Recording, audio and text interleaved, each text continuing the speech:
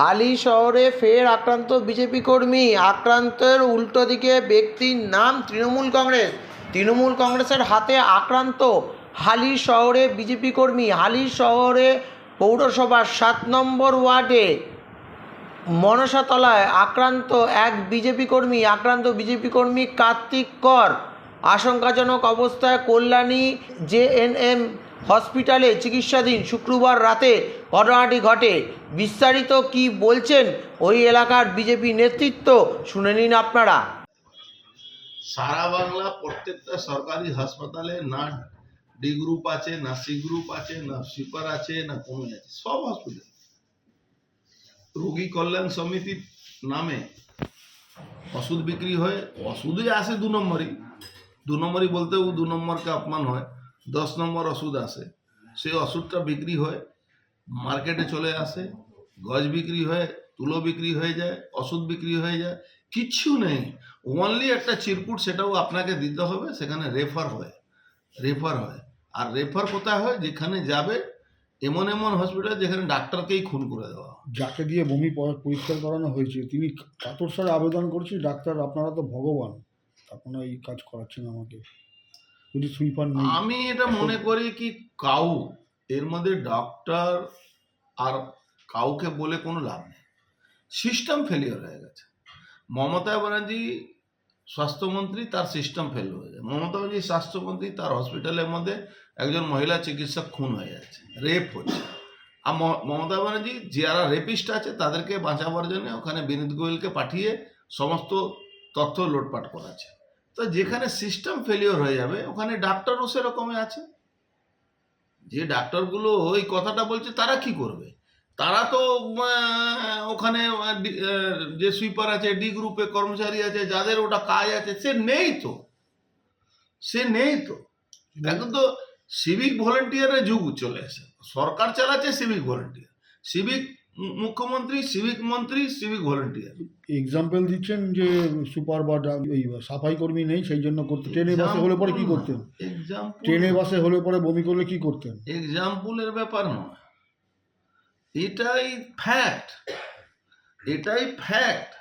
ট্রেনে বাসে বমি করলে কোনো অসুস্থ মানুষকে আগে লোক সুস্থ করবে, তারপরে তো ওটা পরিষ্কার পরিচ্ছন্নের ব্যাপার আসবে। কিন্তু এটা ফ্যাক্ট। ডাক্তার হয়তো বলতে পারছেন না, বললে ওনারও খুন হয়ে যাবে, ওনারও বাড়িতে অত্যাচার হয়ে যাবে, ওনাকে মারধর করা হবে। কোনো প্রতিবাদ নেই, কোনো সুপার প্রতিবাদ করতে পারবে না, সুপার কোনো রিকোজিশন দিতে পারে না, সুপার কোনো সিএমওকে বলতে পারে না। সিএমএচের একটা সমস্ত সিএমওচ যে আছে রিপোর্ট চেয়ে পাঠালে কি হবে? শুনি মাঝে মাঝে, কি কালকেও শুনছিলাম যে একটা কমিটি করে দেওয়া হয়েছে। আর কমিটি করে কি হবে? একজন ওখানে সুইপার নেই, ডি গ্রুপ নেই, বমি পরিষ্কার করেছে যে রুগী গার্জিয়ান, তাদের কমিটি কি আছে? ক্যামেরাতে দেখা যাচ্ছে, এর জন্য কমিটি লাগে? কাকে বোকা বানাচ্ছে মমতা ব্যানার্জি?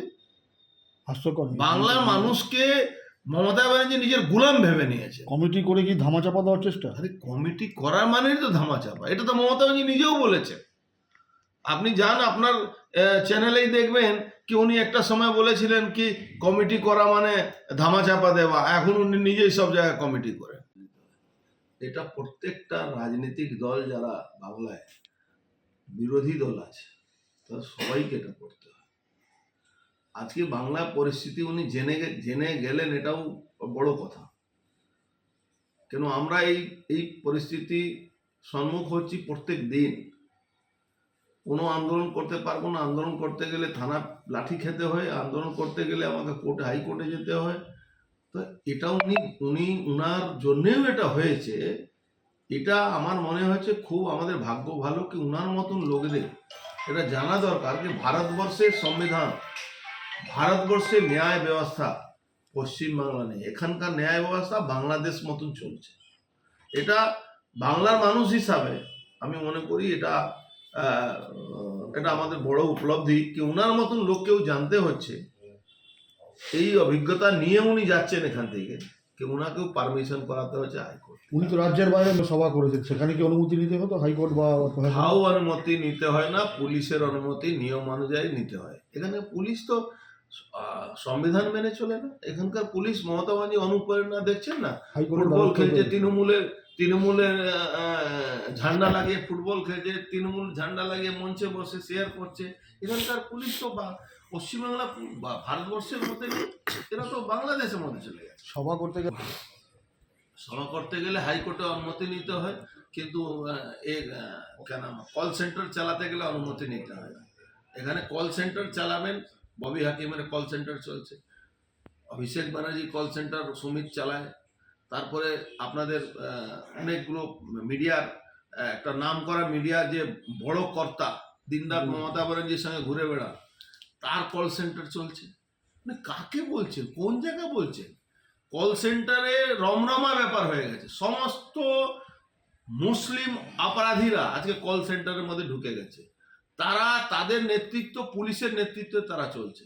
এখন বাংলার আয়ের প্রমুখ জায়গা হয়ে গেছে কল সেন্টার, আর সমস্ত পুলিশের জানার মধ্যে আছে।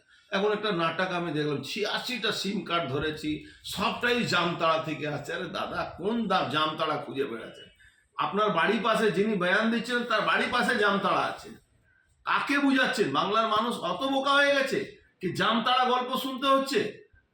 আজকে আমেরিকান এজেন্সি FBI কে ভারতবর্ষের NIA আর চিফের সঙ্গে মিটিং করতে হলো কি আমেরিকান ওল্ড যে বয়স্ক মানুষের টাকা প্রতারণা হচ্ছে পশ্চিমবাংলা থেকে বসে বসে, তাকে এসে এখানে কত নির্লজ্জের ব্যাপার আমাদের জন্য। কল সেন্টারের মাধ্যমে আপনি দেখছেন তো, রোজ মানুষ যাচ্ছে, তার রাতারাতি টাকা গায়েব হয়ে যাচ্ছে। মানুষকে ভুল বুঝাচ্ছে, বলছে তোমার লটারি পড়ে গেছে, তোমার এই হয়ে গেছে, আপনার পিনকোড গেছে, পিনকোড নম্বরটা দিন, বাস তারপরে আপনার টাকা গায়েব হয়ে যাবে। সারা রাত আপনি চলে যান ওই সেক্টর 5-এ, বড় বড় বিল্ডিং এ সারা রাত কাজ চলছে। কেন? আমেরিকার সঙ্গে ওদের টাইম ডিফারেন্স থাকে, রাত্রিবেলা আমাদের এখানে যখন রাত হয় আমেরিকা। আপনি চলে যান না, পুলিশ কমিশনারের অফিস থেকে 200 মিটারে 500 মিটারের দূরে এই বিল্ডিং মধ্যে এইসব হচ্ছে।